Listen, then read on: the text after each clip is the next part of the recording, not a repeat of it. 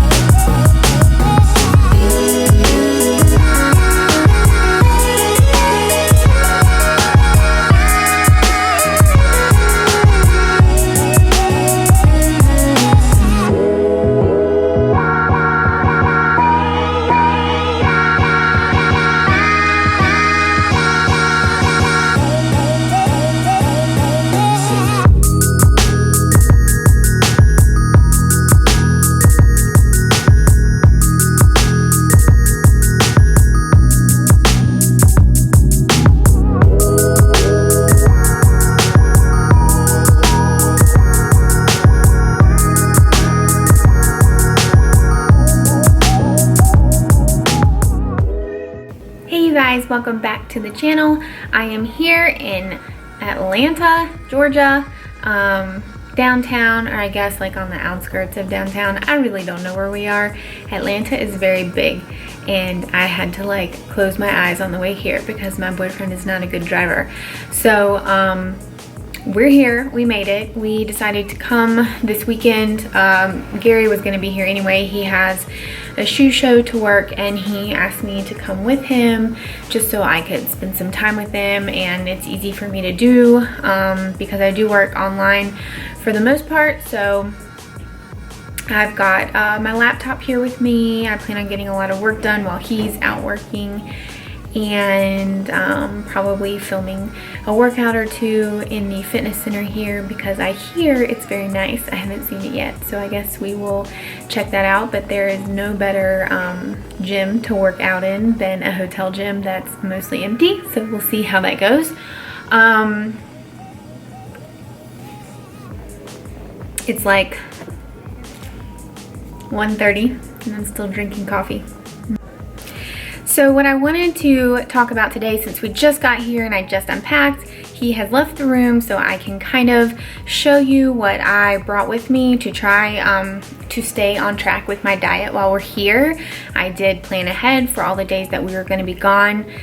So tonight, Friday, Saturday, Sunday, I'm not really sure what we'll be eating for dinner, so those are like incomplete days in my MyFitnessPal app for me. And then Monday we're going back home, so I have thoroughly planned that day out and packed what I needed until the time when we would be getting home that night, and then I have a meal there for me to eat. So for these 3 days where dinner is kind of a question right now, I have planned ahead to try to stay as close to my macros and to my calorie goal as I possibly can. One of the ways that I did that was I really stayed on top of my protein. So I have pretty much planned out all but like 20 to 25 grams of protein, which is gonna be a really solid amount for me to have with my last meal of the day, with our dinner, whatever it may be. So I will have all of my protein. It's here in the hotel room with me. I do not have to, I don't have to eat exactly what I've planned out to eat, but because I have brought all this food with me, it's here, it's available. I can get all my protein in. So I plan on doing that even if I switch a couple things around, just from needing to be flexible. As far as carbs go, I've tried to keep them on the lower end. For right now, the carbs that I have planned for the day is about half the amount of what I need to hit my macros. So I have left myself a good bit for my final meal of the day, for our dinner, or if I want to drink maybe a glass or two of wine, I can put some of those calories towards my carbs. It just depends on what I want to do. As far as fats go, I've kept them very low. And the reason that I did that is because I know that my meals at restaurants anyway, tend to be fat dense. And even if I decided to do something different and not go in a direction with a lot of fat for my dinner, I once again still have the option of drinking alcohol, which would fill some of those fat calories if I were to get a more carby meal. It just is really, you have to be flexible in your mind to be able to make something like this work when you're traveling. You know, it's okay to have a plan, and it's okay to have a plan completely planned out. Sometimes if I'm going somewhere for just one night or maybe two, and I know that I have full control over what I'm eating, like I know where I'm eating, or I know I'm not eating out at all, I will pre-plan and pack everything I need to hit my macros on the dot, and I don't have any issues. But when it comes to times where you may not know what you're eating all day long or where you're going to be eating, which I have no clue. I have no clue what dinner we're eating,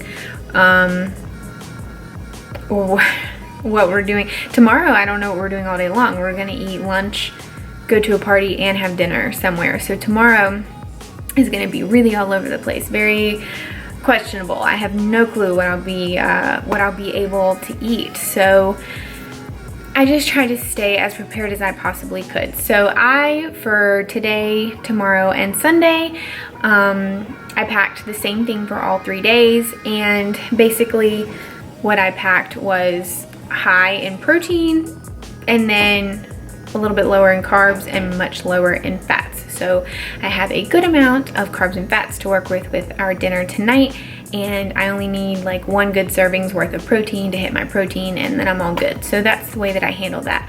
I also went ahead and brought multiple gallons of water with me.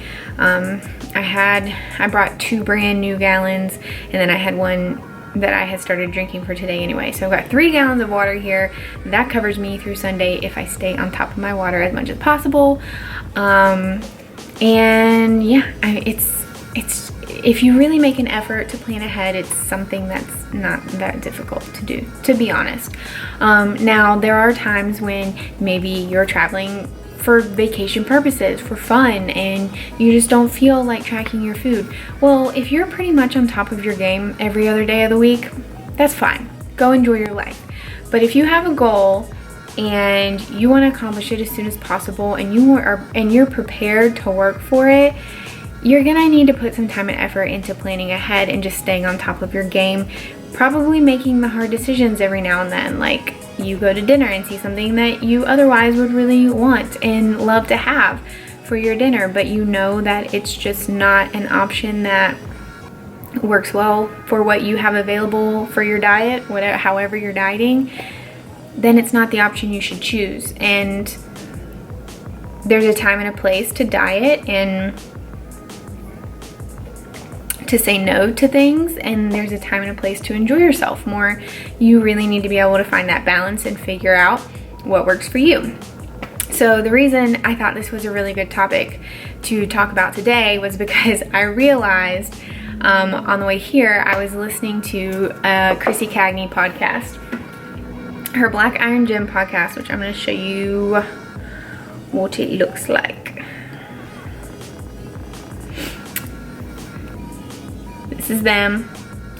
I listened on the way here to the episode 24 Black Iron Nutrition podcast.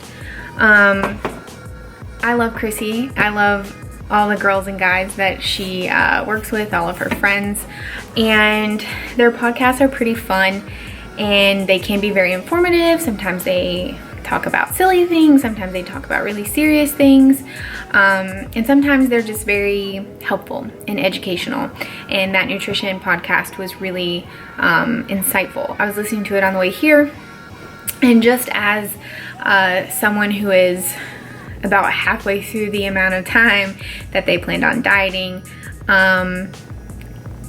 I really loved what she had to say in this one. And one of the things that she talked about was, she said a lot of the new clients that they brought in after the new year had very numerical goals, and she just kind of talked about how there may be some other steps you need to take before you focus on a numerical goal.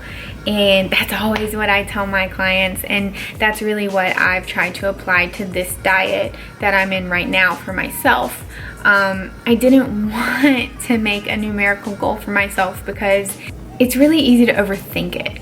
And because I am handling my own diet right now, I didn't want to have like a goal number in mind, because then it can become a slippery slope where you end up moving your calories too quickly or upping your cardio too quickly. It just leads to you making choices that may not be the best, and it may not be the best route for you to take in an effort to hit a certain number on the scale. And that wasn't what I wanted for myself, so I didn't do that.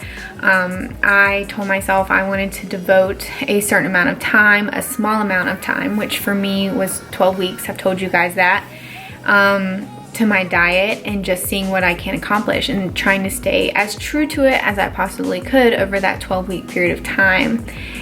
And that's exactly what she touched on in the podcast. She was talking about how sometimes if you have a numerical goal, you may need to take a step back and make a habitual goal. Make a goal that's gonna push your habits in a positive direction. Something as easy as, I'm gonna hit my macros every day this month. That was one of the things she was talking about. And I think that that's something a lot of people need to hear. Before you get so invested in a specific number you want to see on the scale, consider what you need to do to get there. Follow the program in front of you. If you have a difficult time staying true to your diet or to your training, those are the goals you should set for yourself before you start pushing after a certain number on the scale or whatever the end result is that you're looking for. Take small steps. Stay true to it. Stay true to your diet for a week, for 2 weeks, for a month. And when that becomes habitual for you, that's when it makes sense for you to push harder for your numerical goal or your end result goal. If training is your issue, this is one of the things that Krissy talks about. If training is your issue, if you aren't true to it, if you aren't doing it the way you know you should or giving it the time you know you should, that should be your goal. That should be your initial goal. It's always important to have some sort of goal that's not related to how you look or what you weigh, to be honest. And it's okay. It's still okay to have those goals. Just you need to find some value in other things that you can do with your body or mentally. Like, a lot of people don't realize how much you can mentally progress in loving yourself, in feeding yourself well. All of these things, they make a huge difference in what it is that you're looking for as your end result. And what tends to happen is someone who just wants that quick result, that end, like all they care about is, I'm gonna lose 20 pounds and that's it, and they're gonna do whatever they can to get there. And when they do that, those are the people that gain all the weight back, because they didn't find the value in it. They didn't learn anything. They didn't make it a lifestyle. They didn't build any positive habits off of it. And that's the stuff that I tried to instill in my clients. So that's gonna close out this video. If you have any questions or comments, please leave them down below. If you liked the video, give it a thumbs up and subscribe if you have not done so yet. Thank you guys for watching, and I will see you in the next one.